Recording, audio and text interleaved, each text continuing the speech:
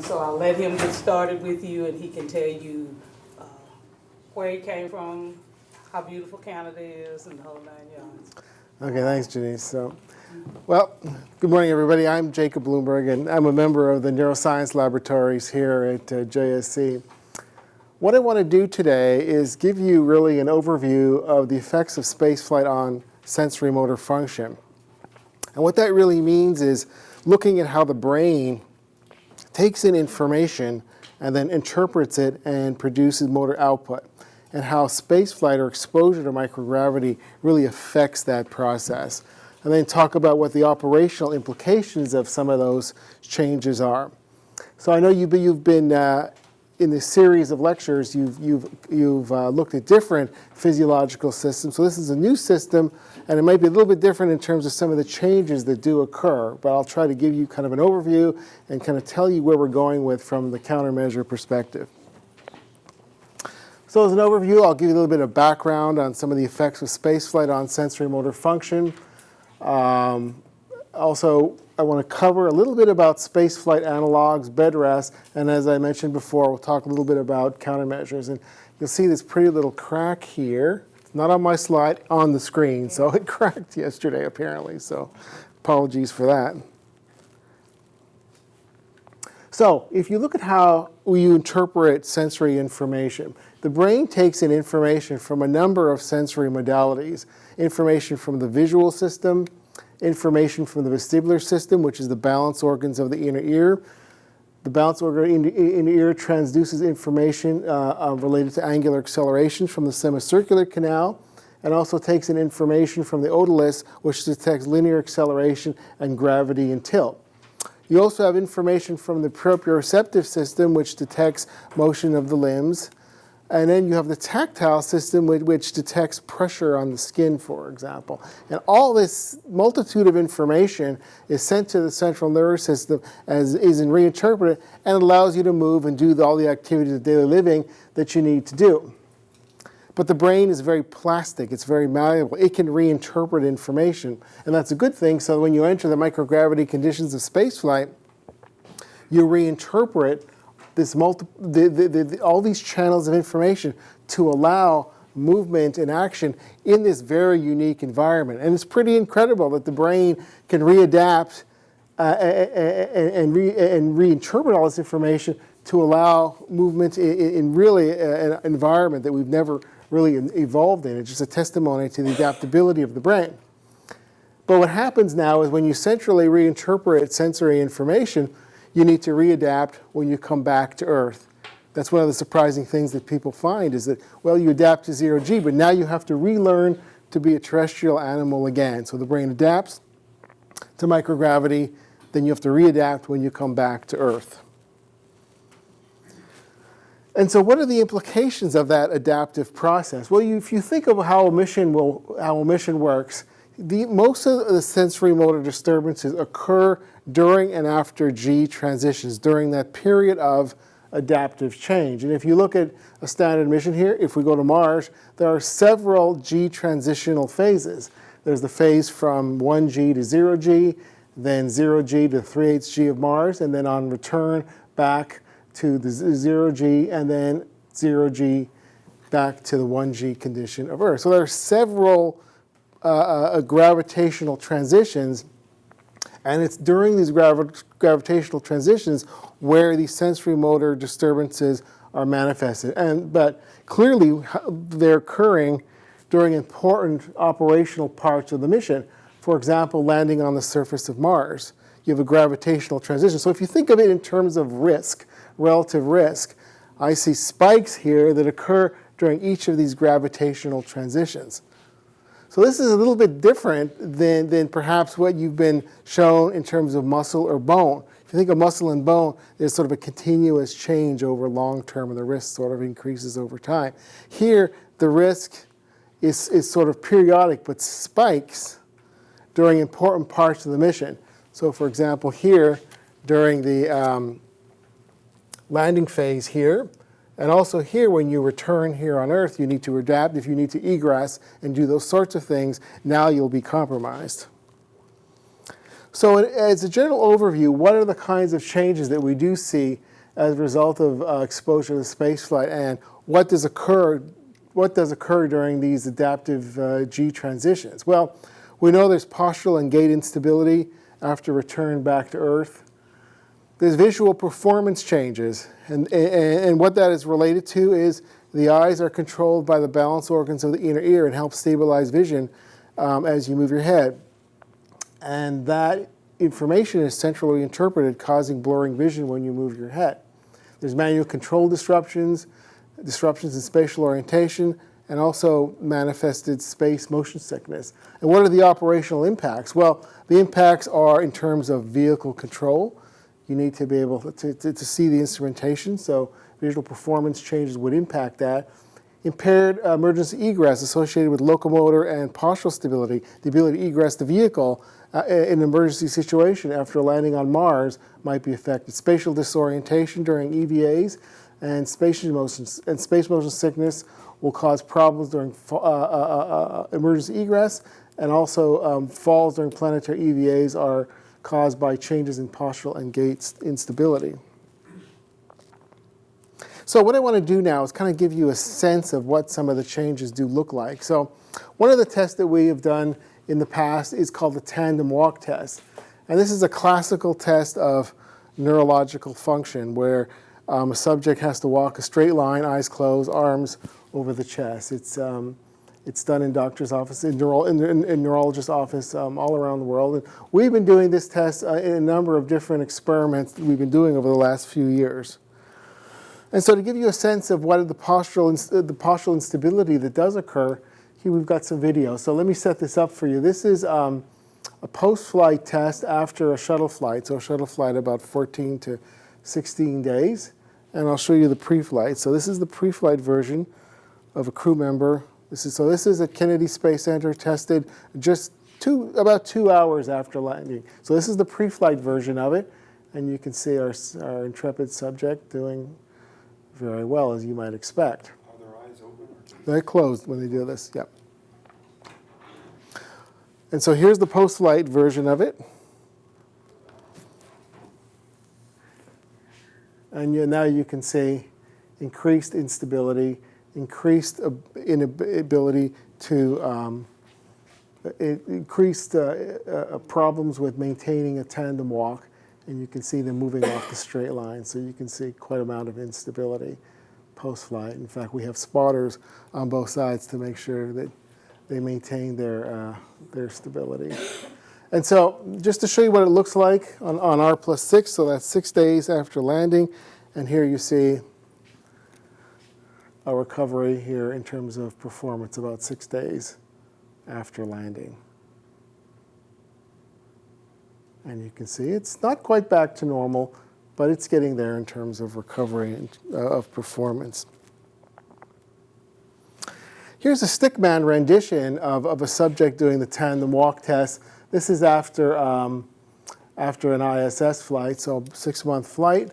These are pre and post-flight examples.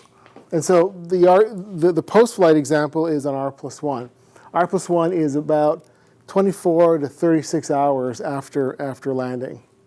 As you all know, the crew members land in Kazakhstan, and then they're transported here to our lab here at JSC, where we do some of the testing. It takes about 24 to 36 hours for us to actually do the testing. So this is the pre-flight version of it. You can see our subject doing relatively well, as you might expect. Pretty stable tandem walk. This is the post-flight version.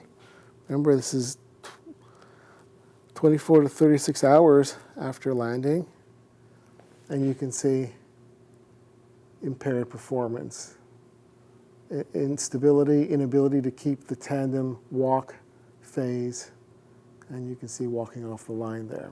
So this kind of gives you a sense of the kind of postural and gait instability that we see after flight. And if you look at how we characterize there are many different ways of characterizing it. One of the ways, the classical way of characterizing it is to observe the videotapes and count the number of correct and incorrect steps. There's a criteria for incorrect steps. For example, if you sidestep, you open your eyes or pause more than 3 seconds. So we view these videotapes, or several people view these videotapes, and we look at the medium score. And what you see clearly here is after shuttle, so the way these charts work is you have a pre-example here and then the post-mean here, and you can see a decrease in number of correct steps and then a recovery. Same thing after ISS, but the thing to remark about this is the ISS here, example here, is on R+1, and that's on R+0. So what that tells us, there's a much more profound effect after long-duration spaceflight in terms of locomotor performance. Now, another way that we've tested crew members from a functional perspective is a test called the Functional Mobility Test. This is an operational test of performance. It's an obstacle course placed on medium density foam, and this is what it looks like. Here's just an example of one of our lab members doing the functional mobility test. And we have 6 trials of this. We do 3 in one direction, 3 in another direction. We perform the test on medium density foam as a way of sharpening the test to create a slightly unstable surface, which increases the challenge to the subject. And so if we create a Stickman, okay, I just like this video. It looks kind of cool, so I've included it. We include a Stickman here. So this is the pre-flight version of somebody doing it, of a subject doing it. Whoops, hold on. Let's see, let's get this right here. Okay, so here's the pre-flight version of it. You can see our subject doing a relatively good job going around the obstacle course. Okay, and here is the post-flight example. And you can see increased slowing, particularly when they have to do a head and body trunk motion here. That's slowed down significantly. And you can see quite slow down motion. And you can see sideways, more lateral motion as they go through the obstacles, trying to avoid rotational motion. Much wider movement around the obstacles. Also, although you may not see it here, is you have increased head-trunk locking, which is what astronauts do. It's what patients with balance disorders do to try to avoid head motion during locomotion. So you see much increased time to negotiate the obstacle course. If you look at the recovery curves in the functional mobility test, you see the results here. So this is a result of 18 subjects. And what you see here is a decrease, the pre-flight time right here, and then an increase in time, and then a recovery here. If you look at the percent recovery, how long it takes to reach 95% of a recovery from pre-flight, it takes about 15 days, about 2 weeks to recover 95% of their pre-flight performance. So about a 2-week recovery rate after long-duration spaceflight. Another way that we do look at postural instability control is using a test called the Neurocom balance test system. This is a test that's used in balance clinics all around the world. It's a clinical test of balance performance. And what it does is it allows you to test balance performance by having you stand on a plate, and then the plate will sway reference with you, or the visual surround will sway reference with you. And it's a way to parse out the visual or the proprioceptive or ankle proprioceptive inputs to postural stability control. And what this shows are the examples of data here for short and long duration spaceflight. These are recovery curves. So these are days after landing, and this shows the equilibrium score. Equilibrium score is a score related to postural stability. So the higher the score, the better stability. And what we're doing is we're comparing short and long duration postural stability control. And what you clearly see here is after long duration spaceflight, you see a prolongation in the recovery curve and also an increase in severity of changes in postural stability control. So the take-home message here, the longer the flight, the more severe the postural instability that we do see, and also the longer time it takes. So as you saw in the 2 data sets, it takes about 2 weeks after long duration of spaceflight to recover postural stability, and locomotor control. Another study that we've recently completed is a study called the Functional Task Test. And in this study, we were interested in looking at the relationship between changes in functional performance and changes in underlying physiological factors. So what we were looking at is changes in sort of activities of daily living of astronauts related to things like seat egress, ladder climbing, recovery from fall, hatch opening, and then we were interested in looking at the different physiological factors that might impact performance, looking at muscle performance, sensory motor function, and cardiovascular changes. I won't have time to go through all the results. That's a whole talk in itself, but I'll kind of give you a summary of one of the major conclusions that we have seen. So we had the opportunity of testing both pre and post-flight, both in the shuttle program, before the end of the shuttle program, and then on 13 ISS. So we test them typically 3 times pre-flight, and then for shuttle we have the opportunities you've seen in the other data set to test them on landing day, and for the ISS crew members on R+1 about 36 hours. Bloomberg, Yes. sorry. Did you say what you all consider long duration, 3 months? Well, typically a long duration is 6 months. 6 months. The increments are typically 6 months, yeah. So this shows the summary of the percentage change across all the different tests that we see. And what we clearly see is that if you look at and compare the tests that have a significant postural stability component are the tests that change the most. And tests with less dependence on postural stability change less. And this is both for ISS and for shuttle. So to summarize it again here, is that if you look at these tests, for example, seat egress and walk, where you have to negotiate an obstacle course, object translation, where you're moving obstacles through space, recovery from fall, where you're down on the ground for 2 minutes and have to stand up and maintain stability, a jump down test where you jump from a small platform. All these involve body movement and significant body movement through space and body control. If you look at other tasks here, like hatch opening, it's really an upper body strength measure and really takes posture out of the equation because now you're stabilizing on the hatch. And so if you look at overall, tasks that don't require significant postural stability control are not changing as much, whereas tasks with significant postural and locomotor components are the ones that change the most. And we'll talk a little bit later about how these results have implications for development of a new generation of countermeasures. So one thing that I've been talking about is changes that occur after long-duration spaceflight. The challenge that we have is typically when we've tested crew members, well, we've tested them about 24 to 36 hours after landing. The challenge, though, is that the more profound changes occur soon after landing. And so recently we've developed a new study called the field test, which allows us to do testing in Kazakhstan soon after landing, within an hour after landing. And so this is a study, and this is one of our lab colleagues, Igor Kaufman, who's been going out on the helicopters and working with our Russian colleagues to collect this very early data.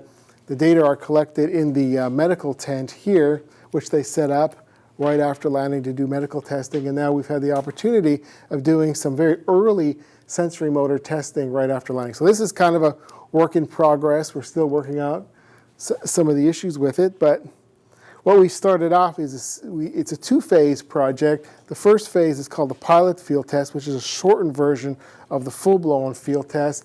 And this test is composed of three tests: a sit to stand, where you're seated and have to stand; a recovery from fall, similar to the functional test that I showed you, where you lay down for a certain period of time and have to stand up and maintain stability; and then a tandem walk, similar to what data that I showed you before. So you can see it's sort of titrated to go from sort of the easier component, sit to stand, to recovery from fall, to the more challenging component related to the tandem walk test.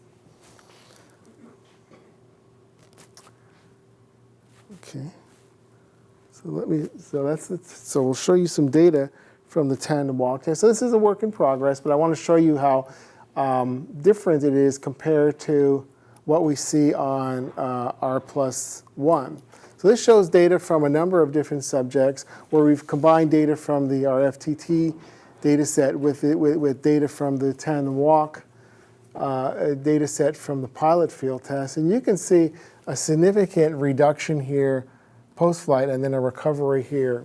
But I think the thing to really look at is the fact that if you compare the R+1 data with the data occurring right after spaceflight, there's a significant decrement right after spaceflight. So we're really interested in capturing this early data because from an operational perspective, this is really important. We need to know what crew's sensory motor function is right after landing from an operational perspective to understand the risk factors associated with their ability to rapidly egress the vehicle if they need to do that right after landing. So we're exploring that in this investigation. So stay tuned for more results on that.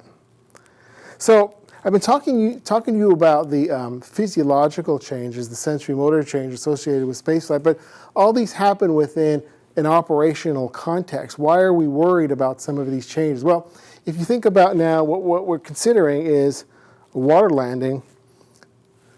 And here's an example of what a water landing might look like in various sea states. Now you have, if you need to egress the vehicle, you need to egress a vehicle that's bobbing up and down on the water in various sea states, combined with sensory motor disturbances that might impair your ability to egress from a postural stability control.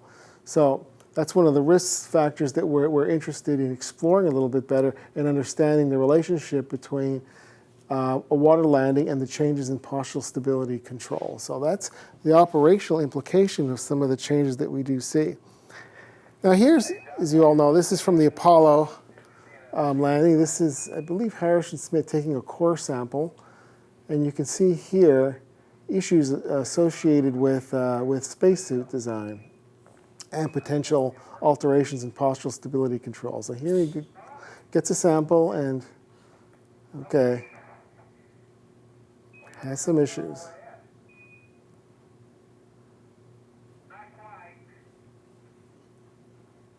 And you can see him, it's quite a challenge to get back up again after. So I think the take-home message here is that we may have postural instability control after spaceflight, but that's also occurring in the context of having to operate within a suit. And the suit may have non-optimal center of gravity, for example. It might have restrictive joints. You might have a restricted field of view, and vision is important for postural stability control. So in addition to understanding the physiology, we need to map the physiology to the environment they're in. For example, spacesuits. The spacesuits need to be compatible with the kind of postural instability they might experience. So some of the questions that we're interested in asking from a spacesuit design is the field of view sufficiently large? As I mentioned, astronauts become more visually dependent for postural instability control. Do we have enough field of view to maintain that? Range of motion. We need to have sufficient range of motion in a suit to deal with falls, to deal with being able to get up, to deal with postural instability control, and also the energetics associated with that. We know that when you go through a period of adaptive change, your metabolic rate goes up because when you are unstable, you co-contract the musculature to maintain stability. And there's an increased energetic cost associated with that. So we need to understand that. And then we need to be careful from a postural stability control to make sure we have optimal center of gravity associated with suit design. Okay, so now I'm going to change gears a little bit from postural instability control to changes in eye movements. Now, we all have a reflex called the vestibulo ocular reflex. And that's an important reflex, and most people are not aware of it because when it works, it's completely underneath your perception. But here's the issue. Whenever you move your head, you need to create an equal and opposite eye movement to maintain a stable retinal image. It's like your camera that has an auto stabilization feature. If you don't have the auto stabilization feature, the image is blurred. Your eye works in the same exact way, but uses information from the balance organs of the inner ear to control the eye movement to create an equal and opposite head motion. So if your eye moves in one direction, say 45 degrees, if your head moves 45 degrees, your eye will move equal and opposite to maintain a stable retinal image. Well, how does that work? Well, information from the vestibular system, from the balance organs, are sent to the brainstem and out to the ocular motor nucleus, out to the eye to create this very nice, very rapid reflex to help control eye movements. Now, exposure to spaceflight causes reinterpretation of vestibular information, and the implication is the eye is not moving exactly opposite to the head, and the functional implication of that is reduced dynamic visual acuity, or blurred vision, when you move your head.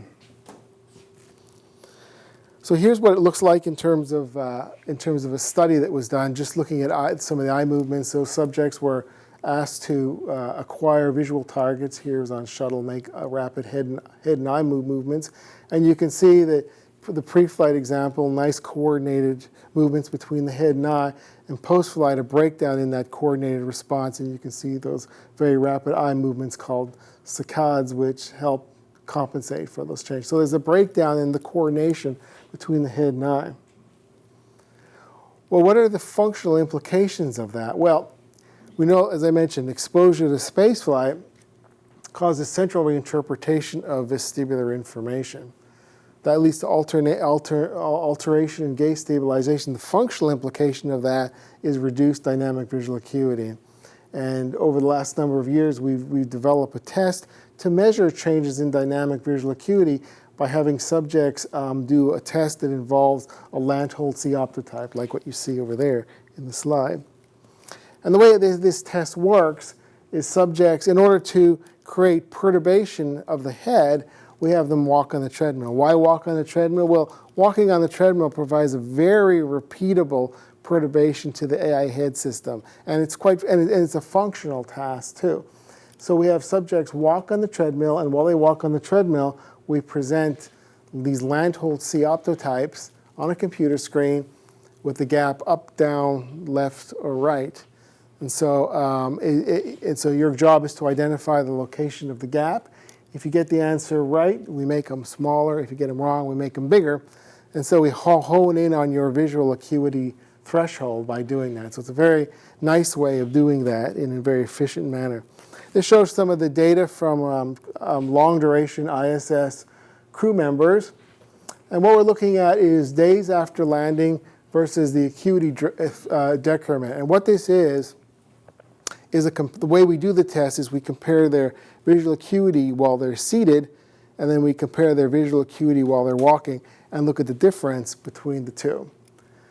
And what we clearly see is a reduction in visual acuity and then a recovery over about the first week after flight. Now, what this pink area represents is we did also a corresponding study with patients without vestibular function, and they scored within this pink region. You can see at least 3 astronauts who did show similar scores as patients without any vestibular function. So this is obviously a concern for us, because obviously the operational implications of that are inability to read instrumentation and blurry vision when you walk. And so this is a concern from us as well in terms of dealing with sensory motor change.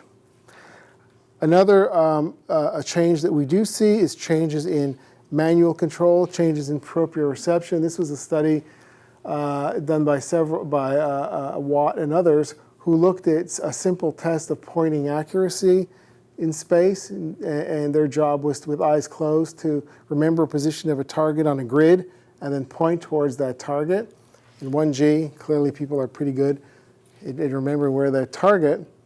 In 0G, they tended to undershoot, and correspondingly, in hyper-G, they tended to overshoot, as you might expect. So what you're doing in everyday life, of course, is you're compensating for the weight of your arm. And so in a 0G environment, you tend to not compensate, you tend to undershoot. In hyper-G, you tend to overshoot. So there are changes in the way the brain interprets proprioceptive information, and the outcome of that is inability to know exactly where your limb position is, particularly when you don't have vision as a way of corroborating that input. Another experiment that was done was asking the question related to manual control. Is there a change in manual control associated with long-duration spaceflight? And what this task entails was to it was a task where you had to center a target on the middle of the screen, and the target moved out. So you use a joystick to center the target. So that was the primary task. And what was unique about this test, it had a primary task and had a secondary task. So it's a classical dual task experiment. And what it did show was clearly that your ability to do dual tasks was impaired in flight. And actually, as the task got more complex, and that's the result here, that inability to do dual task in terms of doing the manual control task and the competing task was impaired, and really was impaired over the duration of the flight, particularly for the tasks that were more complex. And what that tells us is when you're going through a period of adaptive change, when the brain is having to deal with adaptive change, your ability to multitask might be impaired. So the brain can only deal with so much information and change, and then when you heap on these different tasks, you really reveal potential sort of covert deficits. So that's obviously has an operational implication in terms of vehicle control when crew members need to do multiple activities, for example, during landing on the surface of Mars. Another area that we see changes is spatial disorientation. And I'll go through some of the changes that are observed. One of the changes that are observed is an inversion illusion. And this is usually observed immediately on encountering zero-G. It's also observed in parabolic flight. It's the feeling that you're upside down. And so this is a very compelling illusion in a lot of people. And the reason for that is based on your own experience level in life, the only time that you experience an unloading condition is when you are upside down. So your brain goes through sort of the file of experience that it has, pulls out that and says, oh, I must be upside down when I'm in zero-G. Of course, that goes away over time, but that's a very compelling illusion that occurs. Another illusion that occurs is what's called EVA height vertigo. And what that is a phenomena where and this doesn't happen in every crew member, but happens in some. And if you read Jerry Leninger's book, he has a nice description of how he felt, and he felt this height vertigo. And what it is when crew member will step out of the vehicle and suddenly feel like they're falling. Of course, they know they're not falling from a cognitive perspective. They realize that, but there's this definitive feeling of falling. And the reason for that is when you're inside the vehicle, you have a context of an up and down. So despite the fact you're unloaded by microgravity, you realize you're within a context and you realize you're not falling. When you step out and you see the Earth at your feet, your brain goes, uh-oh, I think I'm falling. And so it reinterprets that as falling, and that can be quite a compelling illusion. Another illusion that the crew members do report is a visual reinterpretation illusion, and that is the illusion that wherever your feet are is the floor or ground. And that's good, particularly when crew members first experience zero-G. They'll experience that. The only problem is when they see another crew member who has another spatial orientation scheme, that can be kind of disturbing. But that goes away over time. Crew members then use the total volume of space that they have, and these illusions tend to dissipate over time as they adapt to the zero-G environment of space. Okay, so what I want to now show you are some of the at least from the vestibular system, what we think some of the changes are from a sort of physiological level, how the brain interprets information. So I've been talking a lot about the balance organs of the inner ear. So the balance organs are composed of two units, the semicircular canal and the otoliths. And the otoliths are located here. In the semicircular canal, you see these loops located in the inner ear. And so they have the function of telling the brain about body motion. And when you need to understand, when the brain needs several sources of information about body motion, and the vestibular system provides that. So the way this works is the semicircular canal provides information about rotational motion. So these loops here, fluid flows inside these loops and pushes an organ called the cupula and depresses it and tells your brain about rotational motion. There's another organ called the otoliths, which is sensitive to linear acceleration and tilt. And the way this works is you have hair cells in this sort of gelatinous matrix with these autoconia, which are kind of like stones sitting on top. So as you shear these hair cells, either through acceleration or tilt, signals are sent to the brain to tell the brain I've either tilted or I've accelerated. So here on Earth, this works pretty well. If I tilt my head backwards, I get a shearing of the autoconia, the gelatinous, the stones move, and they shear and they tell the brain I've tilted my head. Works okay. If I'm accelerating forward, the shearing occurs as well. Now you may ask, well, how does the brain know the difference between that and that? Those are kind of equivalent, right? Well, you have other sensory systems. For example, when you tilt your head, your brain knows your head is tilted because of information from the neck receptors, for example. But this is how it works. You have the otoliths which detect both tilt and forward acceleration. But here is the problem. In space, of course, without gravity, there is no tilt. So when you tilt your head, you don't get any shearing of the autoconia. And so what happens is the brain, as it does, it's a plastic entity. It reinterprets that information as being acceleration. So every time this organ is sheared, information from this organ, the brain goes, oh, I'm accelerating. Problem is now when you come back to Earth, your brain has retuned that response. And so when I tilt my head here on Earth, my brain goes, oh, I'm accelerating. And that causes a conflict. And so that's the whole idea behind the tilt translation reinterpretation idea as an underlying cause for some of the changes that we see from a vestibular perspective is that on return to Earth, when the head tilt is perceived primarily as linear acceleration, that has implications for postural and locomotor control, gaze control, perception, and spatial disorientation. So how the brain reinterprets information really leads to some of these operational changes.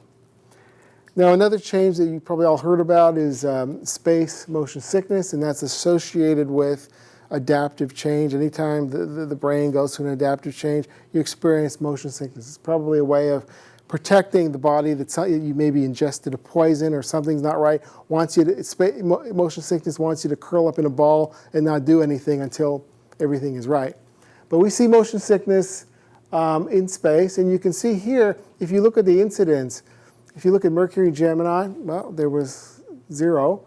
Apollo-Soyuz increased about 30, Skylab 56% incidence, shuttle 76%. So there was an increasing incidence over duration of the program. Well, it could be that the Mercury and Gemini astronauts really did have the right stuff.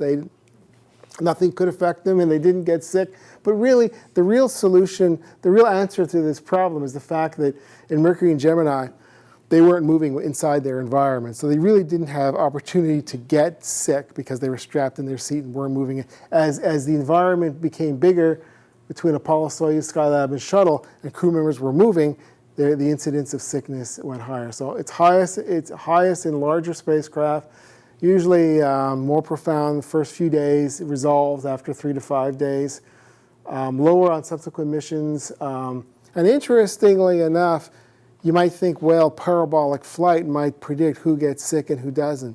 We don't have really a good predictor on who's going to get sick and who doesn't pre-flight. And that's the reason. The reason probably for that is parabolic flight is an oscillatory G field. It's not a sustained G field, and that's probably the reason why that's the case. It's different enough to cause a different response. And then, of course, there's Earth sickness, sickness on return back to Earth. And in many cases, the Earth sickness or motion sickness that occurs on return back to Earth can be as bad, if not worse, than the 0G sickness that we do experience. Yes. What is your rate on the ISS that you're finding? Is it staying at about that 76%? Yeah. It's about similar to that. Yeah. So another issue that we've recently been concerned about and now have a new study looking at is the potential for brain structural changes. So, up to now I've been talking about behavior, how spaceflight affects behavior, but the brain is a tissue just like bone, just like muscle, and it's exposed to the zero-G conditions of spaceflight. And so one of the questions are there long-term changes associated with spaceflight? We know in animal models there are changes in, for example, hair cells of the vestibular system that are associated with exposure to spaceflight, but we really don't have any idea of what happens with the human brain. And now we have a new study that we've just begun to start looking at some of those changes. But one of the big questions, for example, does long-duration spaceflight cause changes in structure and function? There's also this question about neurogenesis. What we know now is the adult brain undergoes neurogenesis. And what that means is the brain cells are born in the brain, new brain cells are born in the brain every single day, which is actually good news because when I was going through school, we thought the brain was just a fixed entity. You got X amount of brain cells and that was it. Well, now we know that we get new brain cells, so that's good, particularly as you get older. And so, but one of the questions with that in terms of neurogenesis is, what is the effect of spaceflight on neurogenesis? We know that these cells, for example, migrate across the brain. And so those are all open questions. And then there's the synergistic effects between microgravity and radiation. What's the connection between the two? So all those are important questions. I don't have an answer for you yet. Again, this is one of the stay tuned topics that I have, but we are actively investigating these questions. So change can occur potentially at the brain from a central level, but change can occur in the sensors themselves. And this is some animal work done by Rich Boyle at NASA Ames. And what he's shown is when he's looked at the otoliths organ and mentioned how the otoliths work, you've got these just gelatinous matrix and then these stones on top called the otoliths, and then these hair cells that transduce motion. And what he's found is on mice exposed to 91 days of spaceflight show increase in this autoconial mass. And conversely, a mice exposed to hypergravity under the same conditions for the same time show a decrease in the autoconial mass. So what does that mean? Well, it means that there may be structural changes in the sensors themselves, which obviously we're concerned about in terms of behavior. So this is still an open question. So we're concerned about changes that might occur centrally in the brain and also changes that might occur in the sensors itself. So this is an open topic that we're actively investigating. Okay, what I want to talk about a little bit now is spaceflight analogs. The challenge that we have with spaceflight, of course, is that our ends are limited. Our throughput of subjects per year is relatively small. It's limited by folks who fly on the space station, and that's a small number. So we need analogs to supplement our spaceflight subjects and also to ask very targeted questions that bed rest can provide. So from a sensorimotor perspective, bed rest does provide a unique opportunity for us. Now we know, of course, bed rest causes changes in muscle mass and bone structure and function. But what does it do for the sensorimotor system? Obviously, you're still in a 1G environment, although you're supine. And so if you think of it this way, spaceflight causes changes in both the vestibular system and in the body load information, the unloading component. And what bed rest provides you is the opportunity of looking at the unloading component in complete isolation. So think of it as an equation. In spaceflight has the vestibular and body load information. Bed rest allows you to parse out just the body load information by itself. And that's important because body loading information proprioception is important for the control of locomotion and postural stability control. So the human body has a distributed network of sensors from the head to toe that detect body load and body motion. And these include things like muscle spindles. These are sensors embedded in your muscle themselves. Mechanoreceptors, these are a series of receptors in the skin, and also Golgi tendon organs, which are receptors right in the tendon, which detect stretch. All these receptors send information to the brain that are important for balance control, in locomotion, for generating stepping patterns, and also important for termination of gait. So this is an important system, in addition to the vestibular system, that can be affected by spaceflight.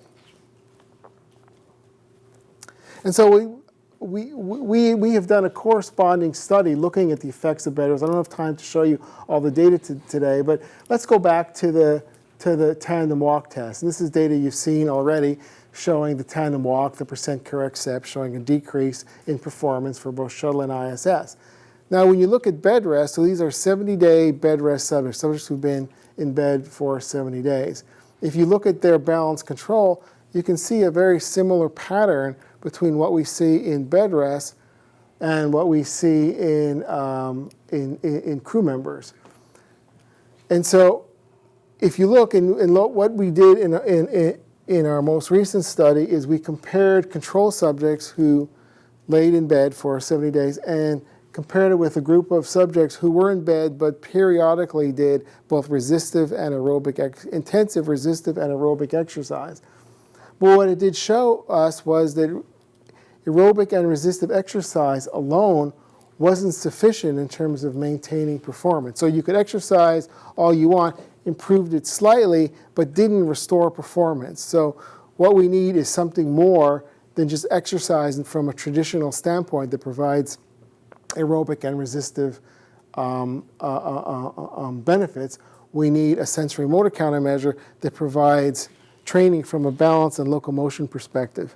And just to show you, you saw the changes in our crew members. Here's changes that occur with bed rest. Just to give you a sense of what it looked like. This is the pre-example. And you can see this is one of our bed rest subjects. Doing pretty well, as you might expect. And this is post bed rest, so this is after 70 days of bed rest. And you can see our subjects really experience significant postural instability. And the postural instability you see in subject is despite the fact that they have exercised in bed, and when we tested their muscle performance is actually good, in some cases even improved over their pre-flight level, but still experiencing changes in motor control and ability to walk. So it really points to the need for a targeted sensory motor countermeasure that deals with changes in postural and locomotor control. Dr. Bloomberg, I'd just like to add to that video you showed of the VR+0, that's within like 10 minutes of them standing up for the first time. That's exactly it. Yeah, that shows how profound it is right away. That's absolutely right. And we had the unique opportunity of being able to test them right out of bed, which I think I'm pretty sure our study was the first to ever do that, to test bed rest subjects right out of bed to look at their first responses. And so it was really quite illuminating and profound in terms of the changes that we see, and very similar to what we saw after spaceflight. And really, the conclusion was it pointed to the importance of the unloading component in the spaceflight changes that we see. So it's not only a vestibular decrement, it's also a decrement in this distributed system of sensors related to body load, and that's an important conclusion that we had. So I'm going to talk a little bit about some of the countermeasures that we are developing. Currently, the space station has a complement of countermeasures that include resistive exercise, the ARED, cycle ergometer, and treadmill, and those are used quite extensively. But those are really focused mostly on aerobic and resistive benefits. So we've been interested in developing countermeasure systems that are really focused on changes in sensory motor function. And one way that we've looked at is, can we increase sensory motor adaptability through training? Can we train the brain to become more adaptable? And that's important for both adaptation to different planetary environments like landing on Mars, but also important for readaptation here back to Earth. So the way of thinking about it is traditional exercise on the treadmill, although provides some benefits from a sensory motor perspective, really provides minimal sensory motor challenge. Our goal is to try to increase the sensory motor challenge during regular exercise. And the idea is to train the brain to become more adaptable. It's really this concept of learning to learn. We're trying to train you to solve adaptive challenges faster, train the brain to become more adaptable. So the idea is you'll go up that adaptation curve faster. So we can't simulate here on Earth the 3hg of Mars, but we can provide you with surrogate sensory motor challenges. So here's a closer look of what the system. So we have a treadmill on a 6 degree of freedom motion base, and we can provide a virtual scene in front that we can use to modify visual flow, and also we can provide perturbations to the support surface. And this is what it looks like in action. So we have a subject here walking on the treadmill, and while they walk on the treadmill, in this first example, is we're just moving the visual scene. Visual scene is highly polarized with a definitive up and down. We've demonstrated that that's important. So we can modify the visual flow, or we can modify the support surface. In this case, we're pitching back and we're pitching back and forth. And so we can show subjects different combinations of visual flow, support surface, motion, and train them to adapt to these surrogate sensory motor challenges with the idea that when you land on the surface of Mars, when you experience these kinds of sensory motor disturbances, you can adapt faster.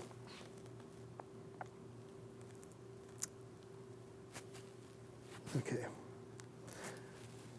So what we're now developing is a package of sensory motor adaptability training that involves both a pre-flight component, which is training the brain to become more adaptable before you go, and then supplementing that adaptability training with in-flight balance training. And that would be composed of a training system that provides a support surface challenge, along, of course, with the downward loading force to provide balance challenge while you're in flight. So help the brain remember that it needs to balance and deal with that and keep at least the proprioceptive or load system tuned up to deal with balance control. Other systems that other folks have been developing, one approach is an approach called sensory supplementation. And what that does is it provides the brain with additional information. So in this particular case, you have a matrix of tactors. So these are tactors similar to kind of the vibrators that are in your phone. And those are connected to a motion sensor. So what it does is it tells you whether you're swaying or whether you're moving out from your base of control. And you can have a moving vector here that tells you which direction to move in. So you can use that as a means for postural stability control. It's also been used to control aircraft as well. So you can either control your body or you can control an aircraft as well. And so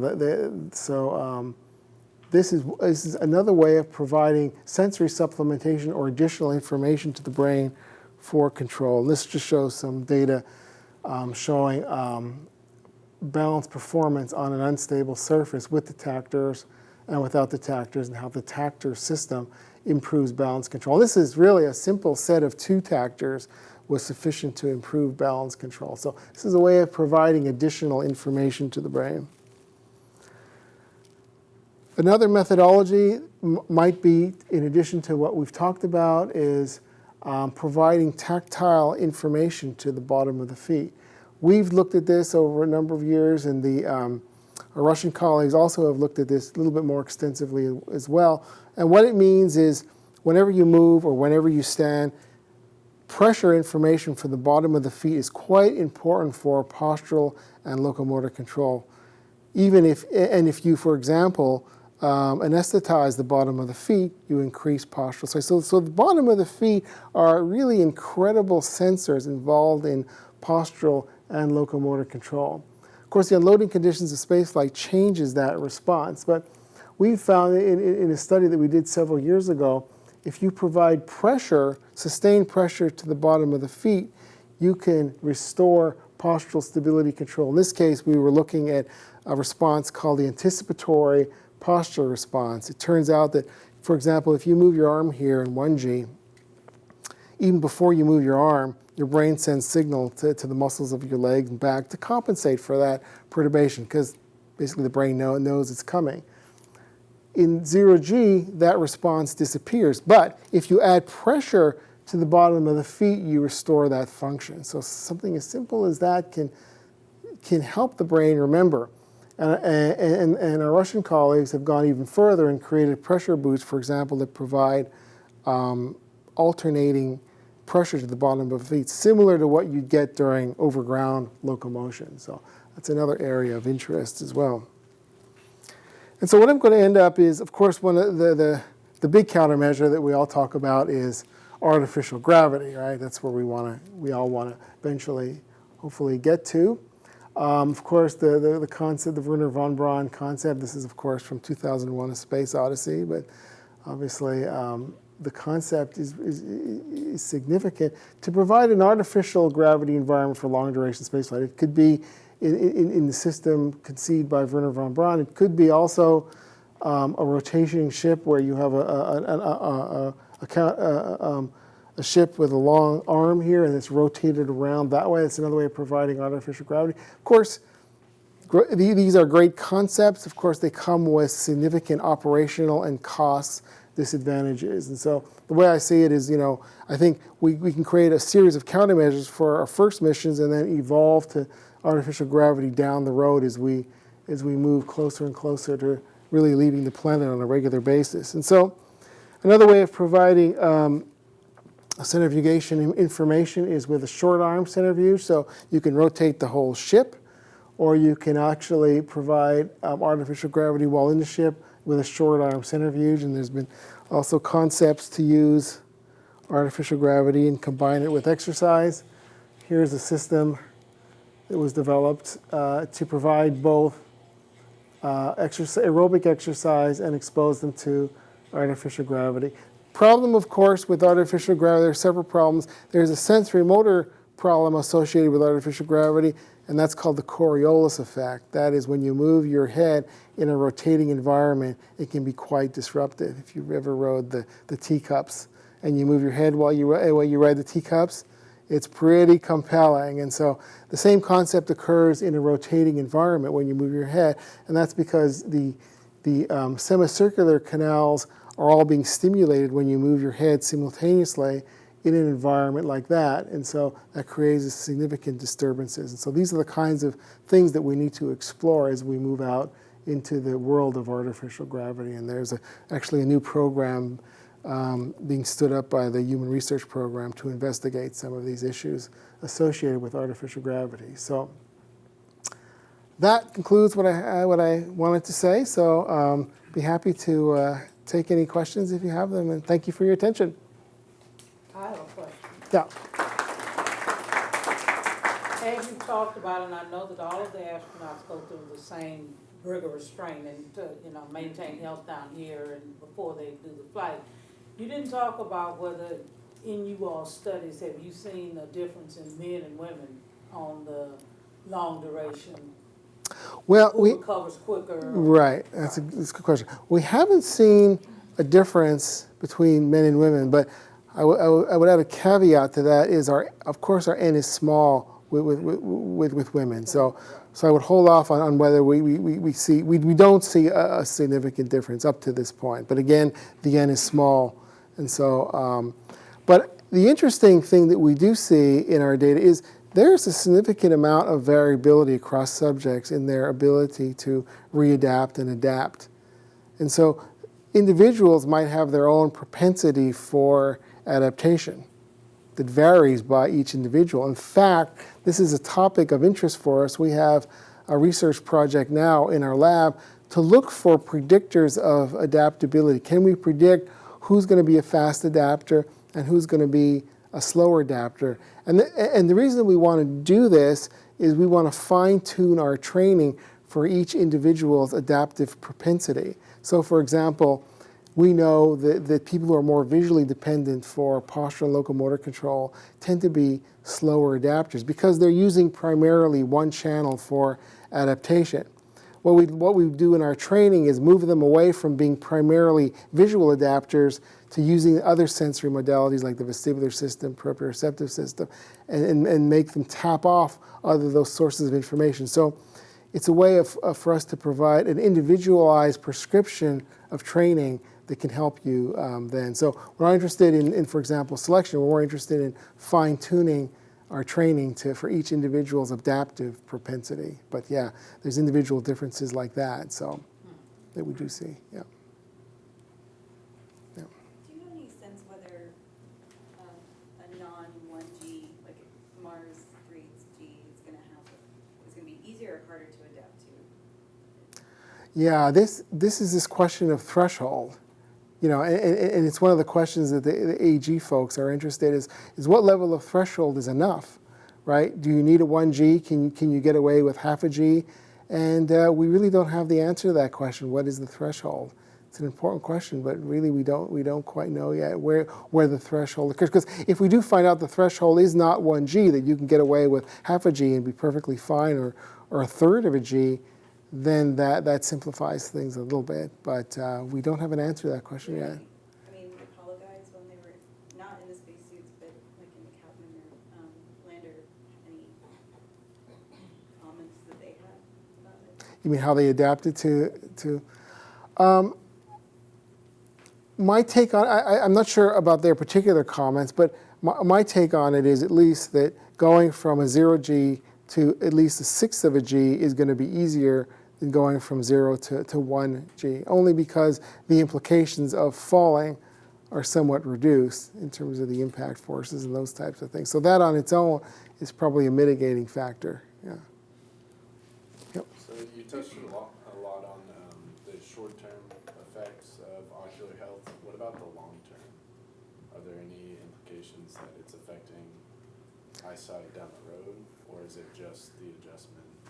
So that's a good question. I mean, at the moment, we don't know about long-term structural changes, and we're very interested. In fact, when we're scheduling now the testing for our brain imaging that we do on crew members, we now schedule 6 months and then 1 year after. Typically for behavior, we don't test beyond the 30-day limit.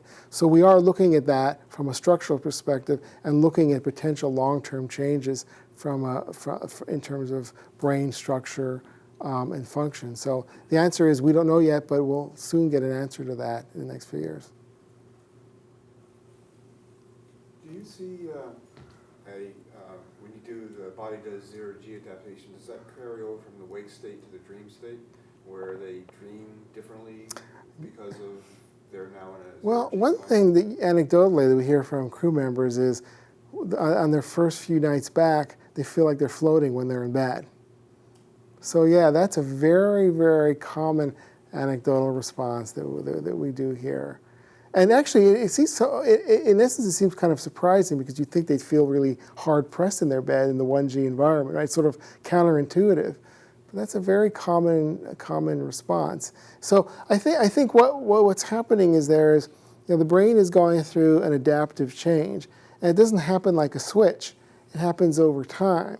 And so the brain is going through these periods of adaptation, and there may be breakouts from one adaptive state to another. And so you may as you're making that adaptive transition, may jump from one state to another like a quantal jump. And it's with that you may go from one state to another, and perhaps during sleep you do experience that. Yeah. You seem to say that with subsequent flights that the intensity is decreased. Are there plans, I assume, then to look at our one-year astronauts and compare? Absolutely. In fact, we have the opportunity. We tested our one-year crew member in our study, in our functional test study, and we'll be testing him again after the one-year flight and comparing his data. And so that was one of the criteria, or one of the selection criteria for studies, was that if you had data from him from previous studies that you can compare it with. So definitely we'll be doing that, yeah, and looking at the difference between the two. Yep. I think Chris, you were, yeah. I was just gonna ask, in the mouse study about the autocorneal mass, Yeah, you found that it increased in microgravity. yeah. Did he also keep some mice afterward to see if it came back to quote unquote normal? I believe they sacrificed all the mice. Yeah. It would have been nice to. Yeah, it's an end problem, right? Yeah, no, You'd have to fly a lot of mice to do that. So, but yeah, it's a good question because that is important. What is the readaptation curve from a structural perspective, and how does that relate to behavior? Yeah, absolutely. And then with the short arm centrifuge thing, does that help you adapt to cycling only? I mean, as soon as you come back to Earth and move your head. Well, I think I'm using, yeah, I agree. One of the problems with, I think, doing cycling is you're not interacting from a postural stability control in the 1G environment. So I think if we were designing that from a sensory motor perspective, we'd have them standing at least and doing something while they were standing and get an axial load, and then that would be better than passively moving in that environment. Yeah, with head movements, yeah. The data that you reported on, does that include Russian astronauts, ESA, JAXA, or is it just? It depends on the study. When I showed you, for example, the results from our obstacle course test, the functional mobility test, that include data from both astronauts and cosmonauts. Some of our more recent studies, we focus mostly on astronauts and ESA crew members. It depends on the study. And our field test, we have a joint agreement with our Russian colleagues to test cosmonauts as well. So it just depends on the study. So it's a mix. I realize you can't actually get any data at this point, but do you have an idea on when the astronaut identifies a visual acuity change in ascent, or is it once they are in LEO? Well, we would assume that anytime you go through an adaptive change, you're going to see it on ascent as well. We just don't have as much information on that just because of the challenge of testing during that time period. So we have most of our data on the return end of it. But there's nothing to say that they're not experiencing that as well during ascent as they do during descent, because they are going through an adaptive change. It's just that we don't have that information as well as we have for the post-flight example. Yeah. Are there any thoughts, like for landing on Mars after you've been in zero G for a long time, of using like an exoskeleton concept where the computer adjusts for your ability to do the movements that you used to do? Yeah. So people have been talking about an exoskeleton for two reasons. One is the reason you mentioned, to provide kind of an assist feature immediately post-flight. Also, there's folks working on potentially using it as an exercise device too, because if you wear the exoskeleton and put a resistance exercise and do squats, you can provide a resistance with the exoskeleton on. So there are folks working on that. I think at the end of the day, I think those are all good ideas, but you do want to help the brain adapt to that environment as soon as possible too. Because if you wear the exoskeleton and keep wearing it, you probably won't adapt. So it may be a good thing initially to rely on it, but eventually you probably want to tune it out and stop using it, and then move to getting your own brain to control performance. Yeah. But it could be used as a transitional countermeasure. Absolutely. Yeah. I noticed one of the items that was not on your list was fine motor control. Is Yeah. that something that's for the future, or is that not as big a concern? Yeah, I didn't have a chance. As part of our functional task test study, we looked at fine motor control. We looked at force control, and then we looked at fine motor control using classical pegboard task, where you have pegs where you put in corresponding holes. And we, interestingly enough, for bed rest, we didn't see much change in fine motor control. For short duration, we did see a little bit increase in decrement in ISS crew members in fine motor control, but it wasn't large. It wasn't as big an effect, for example, as the postural and locomotor changes, but there was some effect associated with that. But we also think the effect might be multimodal too, in the sense that when you're doing a fine motor test, it's not only, say for example, you're putting a peg in a hole with a corresponding slot. Yes, it's a test of fine motor control, but there's visual acuity responsible for that. So if your head is slightly moving and your acuity is down, if your spatial orientation is changed a little bit, that might affect performance. So in a way, when we talk about fine motor control in a context like that, is it really fine motor control completely isolated from everything else? And maybe it's not. So we have to be careful how we interpret those data as well. But in a general sense, in terms of overt responses, we don't see a big change in fine motor control in our studies.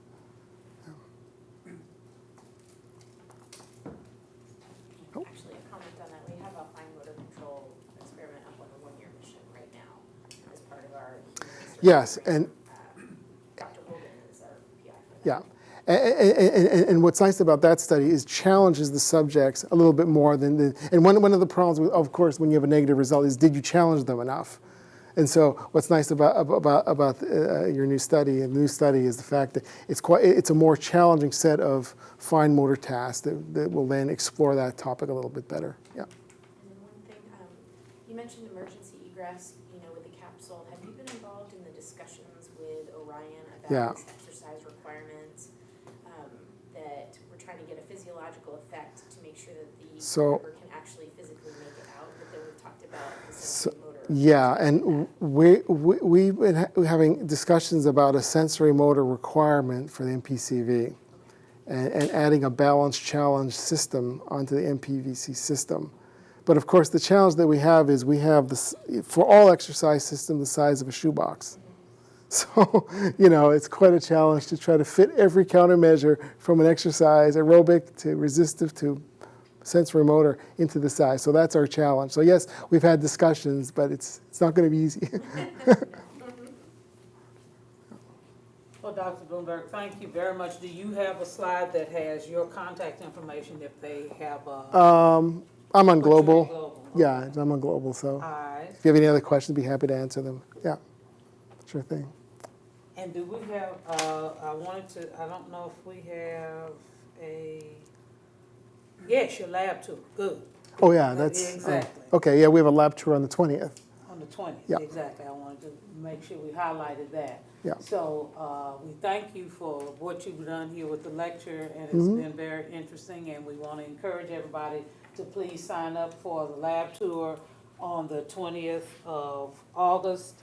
The next lecture we have is EVA analogs with Andrew Abercrombie, and that one is going to be on August 18th here at 9 o'clock in here.